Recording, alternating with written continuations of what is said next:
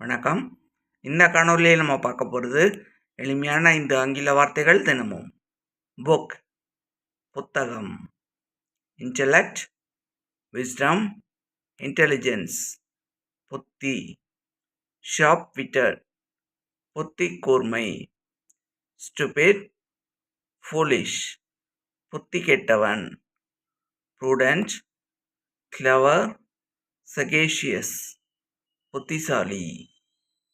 Book, intellect, wisdom, intelligence, sharp-witted, stupid, foolish, prudent, clever, sagacious.